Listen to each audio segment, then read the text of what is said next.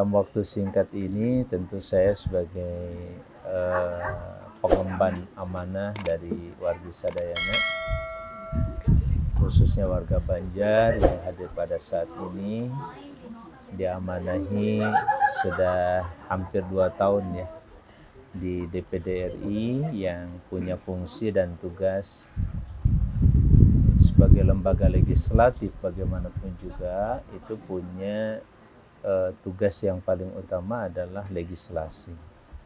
Nah, legislasi di sini bisa pengertiannya membentuk, ya, seperti pada waktu DPD menjadi anggota MPR ya bersama dengan DPR, maka tugas dari DPD dan DPR itu membentuk konstitusi undang-undang dasar.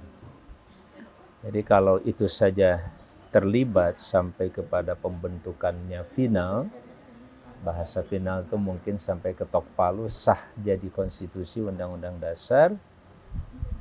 Kadang-kadang kenapa pada saat membahas atau membentuk undang-undang di bawahnya kita tidak diberi kewenangan begitu. Ya, jadi kewenangannya sampai pada tingkat pembahasan saja. Tapi khususnya untuk DOB, daerah otonomi baru, DPD memang terlibat sampai kepada pembahasan, walaupun saat ketok palu pengesahan satu RUU menjadi undang-undang, DPD masih belum dilibatkan. Tetapi ada peran yang tidak kalah penting adalah pengawasan ketika satu undang-undang ini diberlakukan di masyarakat atau di daerah, ya. Itu juga punya peran yang sangat signifikan, walaupun lagi-lagi peran tidak sampai pada tingkat kita memiliki semacam kewenangan merevisi ya suatu undang-undang ketika ditemukan ada hal-hal yang kurang tepat, mungkin membutuhkan revisi dalam konteks undang-undang itu. Tetap DPD tidak sampai bisa melakukan revisi sendiri, tetap harus mengajukan lagi ke DPR RI. Baik, saudara-saudaraku sekalian, saya ingin langsung fokus pada pentingnya penguasaan undang-undang ini bagi seluruh warga negara Indonesia, tidak terkecuali. Apalagi lembaga-lembaga yang sangat-sangat memiliki peran di dalam pengelolaan negara, seperti partai politik umpamanya. Nah, kader-kader partai politik diharapkan betul-betul menguasai dan memahami persoalan-persoalan perundang-undangan. Ya, tidak terkecuali sekali lagi perundang-undangannya pun. Ya, terutama tentu saja perundang-undangan terkait dengan persoalan-persoalan di lapangan ya, yang langsung bersentuhan dengan masyarakat, seperti undang-undang agraria, tentang pertanahan, tentang kehutanan, lingkungan, ya, termasuk kita ya, terutama yang berada di desa, misalkan ya undang-undang terkait dengan desa juga penting. Satu hal lain dalam konteks kita berbangsa bernegara di lembaga apapun, Ustadzuna, Ustadz Asep ya, termasuk di yayasan, apalagi di sebuah partai, apalagi di sebuah ormas, sudah seharusnya kita juga memahami setiap regulasi ya, kebijakan dalam bentuk regulasi undang-undang yang telah menjelaskan dan memetakan persoalan pembangunan nasional ya, semacam Bappenas begitu ya, Badan Perencanaan Pembangunan Nasional. Nah, di antara concern pembangunan nasional kita sekarang itu kan mengikuti apa yang menjadi standar internasional ya, melalui PBB khususnya, yaitu dengan SDGs ya, Sustainable Development Goals. Nah, ini penting sekali untuk nanukan suhun. Kita juga kalau di ormas, di yayasan, sebaiknya kita juga paham tentang SDGs ini, karena SDGs ini merupakan satu gerakan bersama secara nasional. Apa target yang ingin dicapai oleh bangsa itu? Bahkan SDGs di level internasional itu merupakan indikator yang harus dicapai dalam mengukur atau standar apakah satu bangsa itu dinyatakan sebagai bangsa maju atau tidak, itu melalui SDGs. Kalau di dunia internasional alias PBB, SDGs itu kan hanya 17 ya. Di tingkat nasional juga tetap 17. Hanya Pak Menteri Desa, Gus Menteri sering dipanggil begitu, saya bukan corong beliau, tapi program ini penting karena kita semuanya ada di desa kan. Persoalan negara yang paling konkret dan paling real itu kan di desa. Urusannya dengan RT, dengan RW, dengan kelurahan, dengan desa itu langsung berinteraksi dengan persoalan-persoalan itu. Nah kalau di desa ditambah 1 jadi 18. Nah ini juga punten, saya berharap sekali ya, yang ke-18 itu terkait dengan masalah budaya. Ya. Jadi budaya yang adaptif ya salah satunya itu, dan kearifan lokal yang tentu saja harus diperhatikan, jangan sampai desa kehilangan kearifan lokalnya. Kalau yang lain-lain kan kaitan dengan masalah kemiskinan, masalah kelaparan, masalah kesehatan, pendidikan, air bersih, lingkungan, ekonomi, ekonomi yang merata, kemudian energi, ya, kemudian gender, kemudian kelautan, lingkungan darat dan lain sebagainya. Ya, sampai ke 17 ditambah 1 jadi 18. Ini sebenarnya sangat-sangat bagus ya punten anu kasuhun, apalagi bagi pengurus sebuah organisasi yang baru.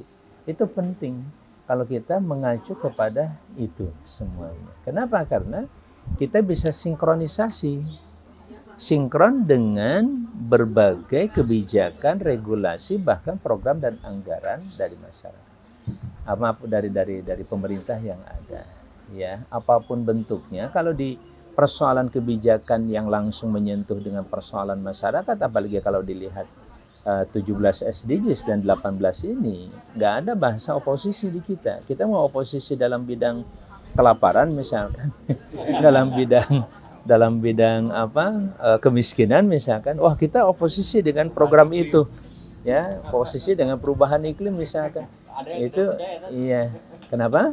Ada juga yang tidak percaya. Tidak percaya. Ya itu artinya hal-hal seperti itu hal yang tidak mungkin dilakukan gitu ya. Oposisi itu hanya terjadi bagi sebuah partai atau kelompok manapun ketika ada kebijakan yang mengacu ke sana tapi menimbulkan kerusakan yang lebih besar, misalkan yang dengan undang-undang ini diharapkan misalkan akan mengentaskan kemiskinan, tapi fakta di lapangan undang-undang ini ternyata dimanfaatkan oleh sekelompok orang yang juga menurut undang-undang itu sah. Akhirnya jauh dia lebih diuntungkan dengan undang-undang itu dibandingkan dengan masyarakat pada umumnya. Nah itu baru harus melakukan kritik terhadap persoalan-persoalan yang terkait dengan kepentingan-kepentingan bangsa dan umat atau negara yang kita cintai. Saya kira itu ya, sehingga dengan sinkronisasi program ini kita juga bisa melakukan sekali lagi langkah-langkah yang juga tidak kalah strategis, saling istilahnya bersinergi akhirnya kan, saling berkolaborasi gitu. Kalau ada program desa kita juga bisa berkolaborasi. Misalkan di Ramadan ini nih ya, Ramadan ini kan kemarin saya dengan teman-teman ketika kami Ustadz Asep punya sebuah lembaga kemanusiaan atau lembaga charity ya, namanya IGC, Indonesia Global Charity.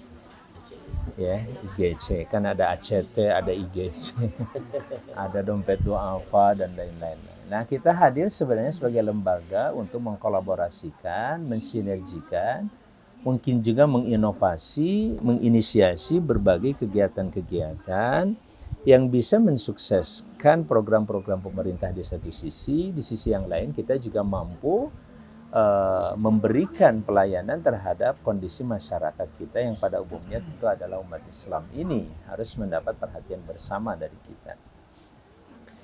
Nah, kami mencoba kemarin itu mensinkronisasi atau mensinkronis bagaimana salah satu program yang sangat-sangat menjadi concern dan perhatian Rasulullah SAW dalam Ramadan, selain tilawah Quran apalagi saumnya dan juga salat terutama sholat malam atau qiyamul lailnya atau qiyamul ramadannya, itu adalah sedekah alias charity. Kana ajwadan nas. Diungkapkan Rasulullah adalah orang yang paling dermawan, ya, generous, the most generous people gitu ya. Seorang yang paling dermawan, dan kedermawanan yang paling tinggi sampai seperti angin lepas gitu, tidak ada hambatan apapun, itu adanya justru di bulan Ramadan, ya. Sudah paling dermawan di antara manusia, tapi kalau di bulan Ramadan udah jangan ditanya lagi, itu paling dermawan. Nah, kemudian kami juga memiliki concern terhadap charity itu, salah satunya dilandasi oleh firman Allah yang menyatakan yamhaqullahu riba wa yarbis shadaqat. Allah itu akan menghancurkan riba itu bukan dengan perdagangan dan jual beli, tapi dengan sedekah, dengan irba'us shadaqah, mengembangkan sedekah. Berangkat dari itu kan, Ustaz, kami membangun dan membuat lembaga charity ini atau lembaga perkumpulan charity ini ingin pertama menggali tentang charity itu, apa maknanya, dimensinya. Ternyata dahsyat luar biasa, dan dampaknya tadi. Ya, dampaknya tadi. Sehingga ekonomi Madinah Munawwarah secara empirik historis itu bisa dikalahkan, bahkan diambil alih dalam waktu 10 tahun, bahkan kurang dari 10 tahun itu, dari permodalan yang saat itu dikuasai oleh Yahudi, sekarang sepenuhnya dikuasai oleh umat Islam, khususnya para konglomerat muslim waktu itu seperti Utsman bin Affan, ya, kemudian Abdurrahman bin Auf, ya, kemudian yang pertama kali mewakafkan lahannya yang dekat Masjid Nabawi yang paling dicintai karena lahan itu sering dikunjungi Rasulullah SAW, Abu Talha, itu dia lepaskan karena Allah sudah memanggil dengan firman-Nya, lan tanalul birra hatta tunfiqu mimma tuhibbun. Ya, kata dia, ya Rasulullah, engkau paham betul dan kau sangat mengetahui bahwa tanah yang paling aku cintai, kebun yang paling aku cintai adalah kebun yang di dekat masjid ini. Karena setiap asar biasanya Nabi SAW sering kali mampir ke situ, menikmati suasana di kebun itu, dan sudah pasti didoakan oleh Rasulullah SAW. Itulah yang paling aku cintai. Karena Allah sudah memanggil lan tanalul birra hatta tunfiqu mimma tuhibbun, tidak akan meraih kebaikan sampai kau menginfakkan dari apa yang kau cintai. Maka tanah ini kali ini saya infakkan di jalan Allah. Nah, itu salah satu contoh bagaimana gerakan wakaf itu baru dari satu sahabat. Ya, makanya walaupun tanah Madinah itu relatif gersang misalkan, sekalipun ada kawasan-kawasan pertanian yang subur di situ, tetapi kalau diukur untuk mendanai sebuah masyarakat baru dan pembangunan negara baru, boleh dibilang tidak cukup.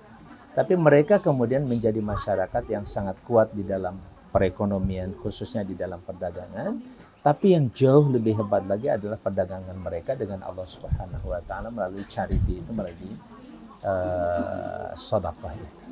Nah, saya pikir kita tidak usah berpikir punya duit atau tidak punya duit. Kalau masalah sedekah, apalagi oleh Rasulullah digambarkan bahwa kullu ma'rufin sedekah. Setiap kebaikan itu sedekah. Senyum kamu itu sedekah. Ngangkat kesulitan orang, lagi ngangkat barang kita bantuin misalkan, dibawain sedikit saja, itu saja sudah sedekah. Dan masih banyak yang lain. Kullu sulama, setiap ruas dari jari jemari kita juga punya sedekahnya dengan subhanallah walhamdulillah wa la ilaha illallah dan lain sebagainya, sampai Rasul mengatakan wa fi buti ahadikum sedekah. Pergaulan suami istri di antara kamu juga sedekah. Nah, berangkat dari penggalian itulah secara insight, pemahaman secara mendalam terhadap persoalan-persoalan sedekah ini kita ingin gali secara lebih jauh dan sekaligus menjadi sebuah gerakan nyata dan real. Ya, sampai-sampai kita mulai melakukan semacam di samping sosialisasi juga survei kecil-kecilan. Sebenarnya kalau seorang pemulung saja kalau menyisihkan duitnya Rp2.000 per hari misalnya, itu tidak keberatan. Karena pendapatan dia misalkan 50.000 per hari. Saya tanya berapa per hari? Ya antara 20, 30.000 sampai 50. Kalau Rp2.000 infak sehari bisa enggak? Bisa. Masalahnya siapa yang mengutin itu aja. Siapa yang ngambilin duit yang 2.000 rupiah itu. Makanya sering saya sampaikan juga, sering saya kalkulasi ini, punten. Wargi Banjar berapa semuanya sekarang? 200.000. Kalau kita ambil 100.000 aja berhasil dikonsolidasikan. Ini targetnya adalah target ya. Goalnya itu kita ambil 100.000 misalnya. Kalau per hari mereka itu impak 2.000 rupiah berapa per hari? 100.000 kali 2.000 rupiah. 200 juta. Laras. 200 juta per hari. Kalau dalam 1 bulan berapa? Halo? 600 juta per bulan. Dalam 1 tahun.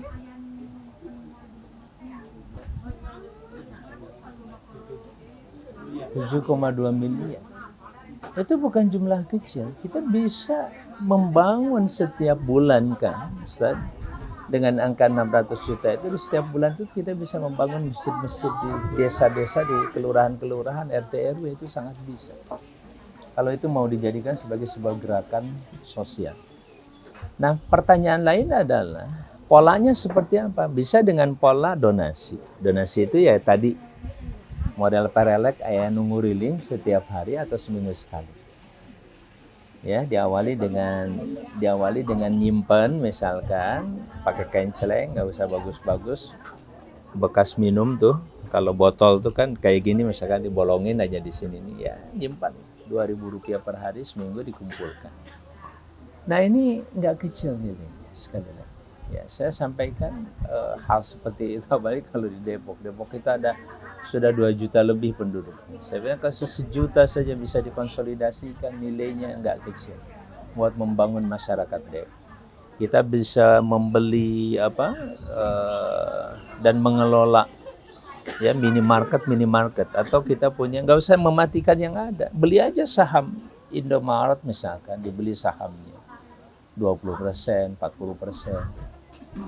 Tapi kita belanja juga di situ bisa sambil berdonasi. Makanya konsepnya nanti bisa bentuknya donasi, bisa juga belanja sambil berdonasi. Contoh lain, yang kepala keluarga berapa tadi? Tadi kan 200.000 itu kan kurang lebih penduduknya. Kalau kakaknya berapa kurang lebih?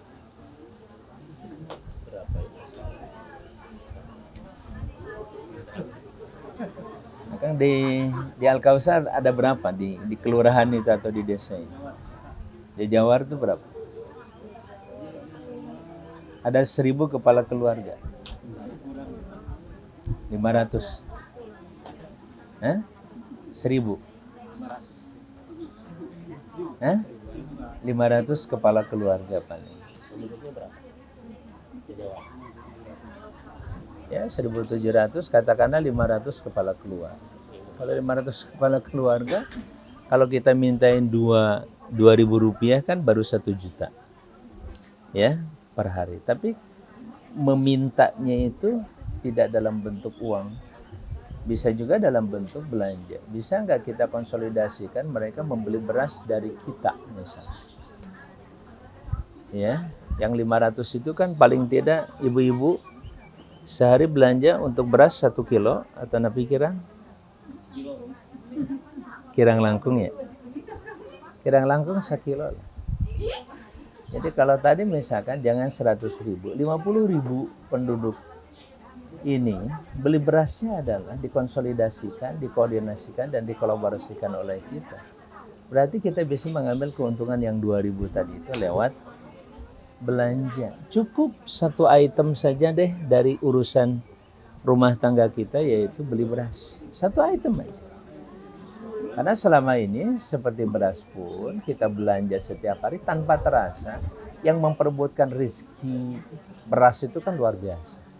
Dan jangan salah pada akhirnya kenapa orang berbondong-bondong begitu bertaruh nyawa sampai kepada tingkat korupsi, melanggar kebijakan, janji dan lain sebagainya untuk mengimpor beras itu kenapa?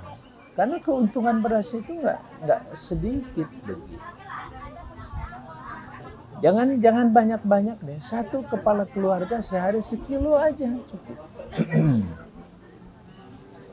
Ya, kalau pesantren berapa kilo sehari? Ya kan?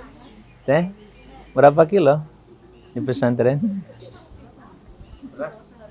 Ibu, sehari? Satu kita sehari? Satu kilo 1 kintal. Itu saja luar biasa. Nggak terasa. Keuntungan 1 kintal itu ya tidak kurang dari kalau kali 2.000 misalkan kali 100 kilogram 1 kintal. Itu kan sekitar 200.000. Nggak terasa. Ya, saya hanya ingin sedikit bagaimana dakwah kita Ustaz lebih mengakar lagi dan lebih dirasakan ya, bahwa Islam itu adalah agama benar-benar rahmatan lil alamin, memperhatikan seluruh persoalan dan kebutuhan masyarakat sampai ke tingkat persoalan-persoalan. Kenapa Nabi mengajarkan kepada kita tentang pentingnya gizi bayi, kemudian cara makan, kemudian sumber rezeki segala macam. Itu kan seharusnya ada usaha dari umat ini untuk mengkonsolidasikan, mengorganisasikan. Duit 2.000 itu mungkin kalau tidak terorganize apa artinya? Hanya cukup dengan atau untuk membayar parkir saja. Tapi ketika 2.000 dari 100.000 diorganisasikan, itu bisa jadi sebuah masjid mewah, bisa menjadi sebuah gedung, bisa menjadi sebuah ladang, jadi wakaf dan seterusnya. Jadi pertanyaannya adalah wal takum minkum ummah, apakah kita sudah menjadi dari bagian umat ini yang benar-benar masuk dalam persoalan-persoalan kebangsaan. Saya kira itu saja yang bisa disampaikan sebentar. Mudah-mudahan bermanfaat. Kalau ada sedikit dialog mangga, kalau tidak juga alhamdulillah. Karena waktu sudah sonten, tadi ngantosan di tabu 11 mainten. Tadi itu ya salah satu terus di lingkungan ini nih Ciamis, cuman mampir dulu ke Pak Aceh, jadi masih ketemu tamu di situ dengan biasalah warga-warga dirinya. Saya sekatan warga Pak Aceh. Nah, namanya biasa tadi. Mohon. Barangkali itu bagaimana dakwah kita dengan lembaga apapun, ormasnya, yayasannya, lembaga pendidikan, partainya, apapun, betul-betul mampu dan bisa menyentuh lebih dekat lagi dan lebih bersatu lagi dengan berbagai problematika masyarakat. Dan lagi-lagi syukur kita kepada Allah Azza wa Jalla, ya, kalau bicara goals atau target dari setiap program di Indonesia itu sudah ada, bahkan secara nasional bahkan internasional pun sudah tertata dan baik. Tinggal kontribusi kita untuk mewujudkan goals itu. Tadi misalkan persoalan kemiskinan, persoalan kelaparan, kesehatan, pendidikan desa yang berkualitas. Itu kayak apa? Insya Allah kita sudah punya di situ Al-Kausar. Kemudian tinggal yang lain-lainnya dihidupkan. Kalau bisa berbasis desa, Ustaz, berbasis kelurahan. Ya, yang mungkin nanti bagaimana sempatkan waktu saya bersilaturahim ke Al-Kausar juga, bagaimana Al-Kausar itu punya kader di setiap kelurahan itu, dan setiap desa itu minimal satu orang. Nah, nanti berkolaborasi dan bersinergi dengan lembaga-lembaga lain, misalkan lembaga charity, bagaimana cara membiayai yang satu orang ini. Kalau setiap tahun satu, berarti untuk ya mulailah di levelnya SMA begitu. Ada berapa desa dan kelurahan di Banjar? 25 desa dan kelurahan. Hanya 25 saja. Berarti satu kelas kan kayaknya. Jadi kalau tiap tahun satu aja ada pengiriman, berarti 25. Kalau hitungannya hitungan SMA, misalkan berarti 3 tahun 75 totalnya. Nah, bagaimana kita mencarikan pendanaan untuk 75. Nah, tapi Yang 75 itu nanti mudah-mudahan bisa pulang ke desanya, membangun desanya dengan pemahaman yang baik, syukur-syukur bisa melanjutkan sampai ke S1-nya. Nanti mungkin kalau tidak di Banjar mungkin juga bisa di luar. Syukur-syukur di Al-Kausar juga sudah bisa menjadikan sekolah tingginya sehingga bisa selesai S1-nya di situ. Sehingga dia kembali ke desa. Inilah saya kira dakwah yang lebih real ke depan, lebih menyatu dengan persoalan-persoalan yang insya Allah bisa langsung menyelesaikan persoalan-persoalan yang ada di desa kita. Sehingga pengalaman kita berdakwah yang mungkin punten Ustadz, saya masih merasakan dakwah kita ini masih agak sedikit ngawang-ngawang gitu. Karena kita asiknya masih di mimbar gitu. Ya, padahal suasana di desa itu bukan lagi mimbar, itu suasananya sawah, duduk di sawah, kemudian kita sama-sama nyemprot itu segala macam, sama-sama nanam, kan itu jauh lebih dirasakan kebersamaannya dengan masyarakat. Sehingga tidak ada kesenjangan, yang satu kiai di mimbar, yang satu di bawah sedang ceramah. Seperti itu misalkan. Nah ini juga peryogi mulai kita koreksi, mulai kita benahi, punten anu kasuhun. Alhamdulillah saat ini saya juga kalau sudah ketemu mimbar itu sudah mulai mengurangi. Sudah sebenarnya jangan di mimbar. Kalau mau kayak gini aja kita ngobrol, diskusi, ya toh sama saja substansinya. Tapi kalau bisa sampai kepada persoalan yang lebih konkret lagi. Salah satunya tadi ngobrol di kampungnya Ustadz Aceng, misalkan bagaimana di situ ada potensi lahan juga Ustadz. Mungkin Ustadz kenal dengan Pak Tumijan namanya, di situ ada tetangga masjid yang menawarkan lahan kurang lebih sekitar 1 hektar lah di situ. Ini mau dikelola seperti apa nih Ustadz? Saya membaca di situ Bu, itu kan dekat jalan raya ya, dari jalan raya itu kurang lebih hanya 2 menit, kalau dengan mobil sih mungkin 1 menit saja. 2 menit ke kawasan itu dan kampung itu enak banget kan Ustadz ya.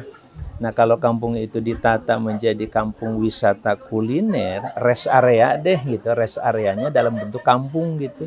Terus di situ ada lembaga pendidikan segala macam. Saya kira itu juga bisa membantu. Nanti Al-Kausar bisa mensuplai tenaga gurunya di situ, kemudian yang lain juga demikian.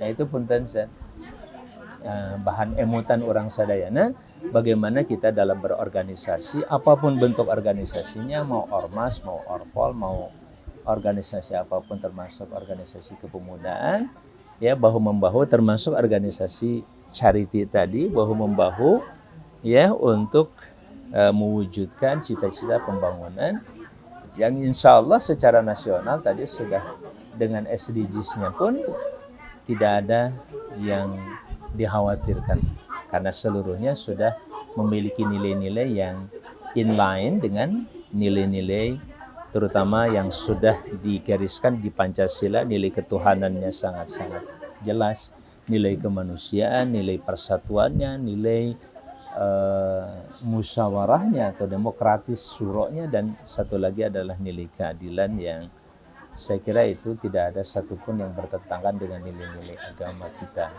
SDGs ini yang ditetapkan sejak 2015 ini rasa-rasanya belum begitu membumi di level pewacanaan saja belum nyampe, jangankan ke masyarakat atau ke organisasi sosial gitu.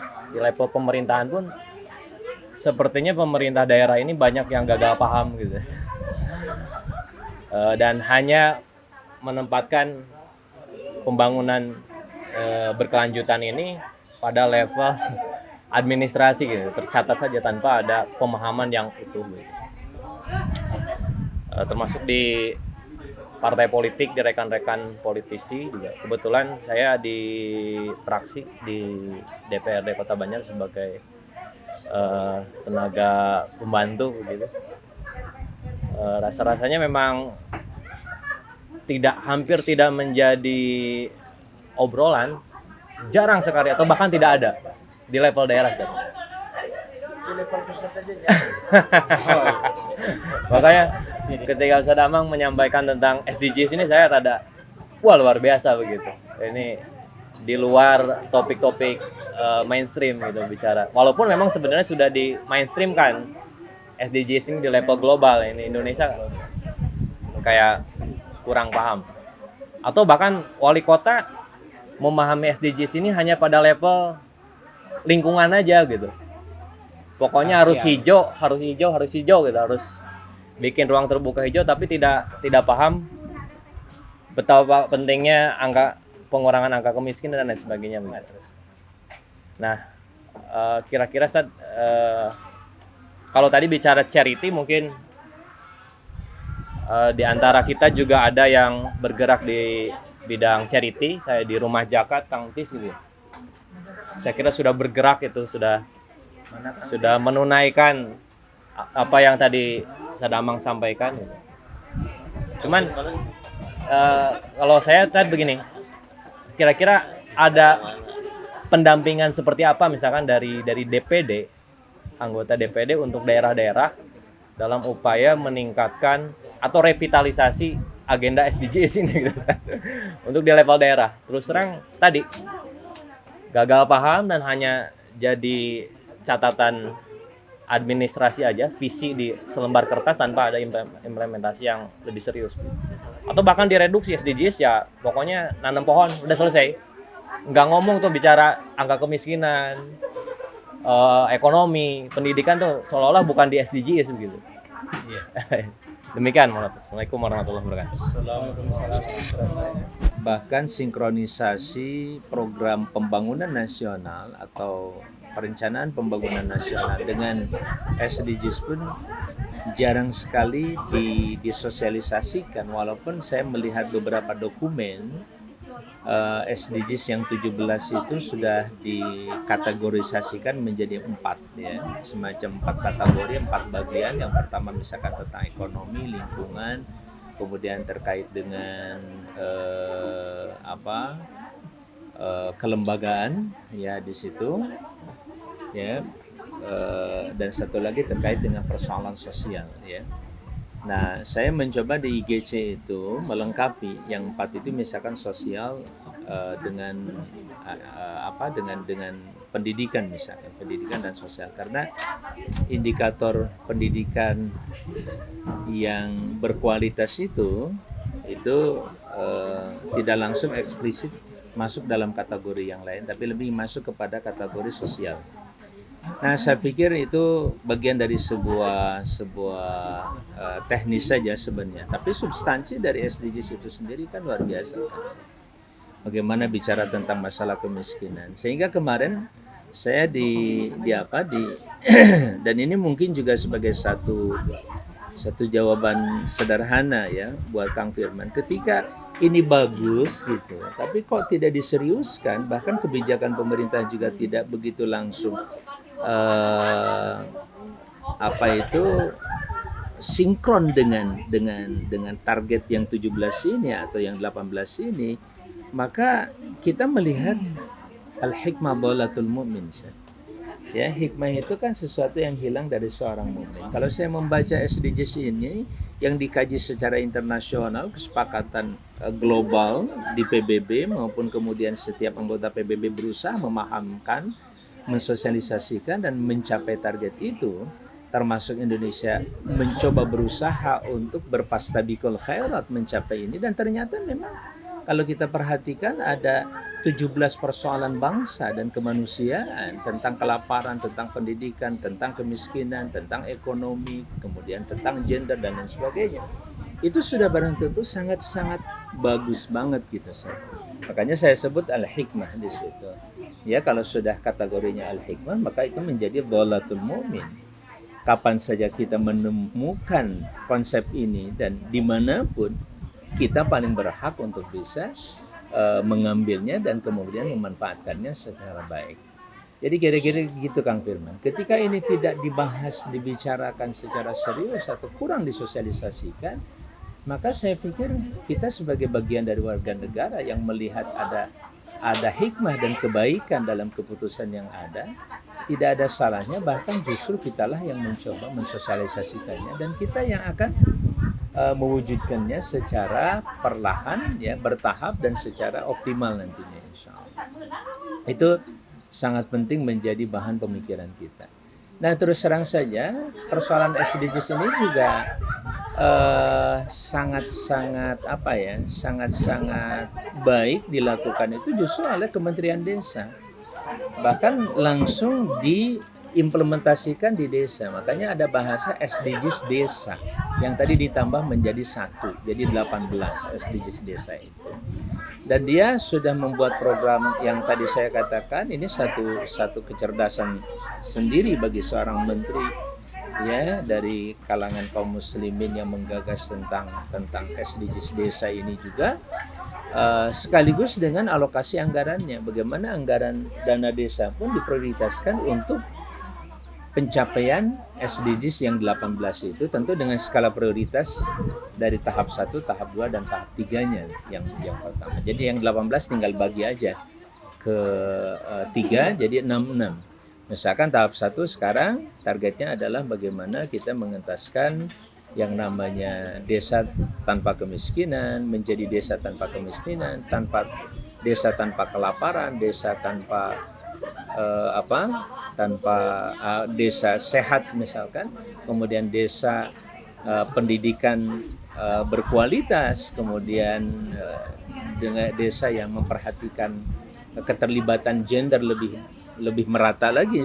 Kita juga perlu memberikan masukan dan pemahaman pengertian gender itu kayak apa, terus kita luruskan, karena bahasa ini bahasa sebenarnya baik, cuman kadang-kadang suka dieksploitasi oleh sekelompok orang dengan makna-makna yang kadang-kadang negatif atau mendiskreditkan sekelompok orang tertentu.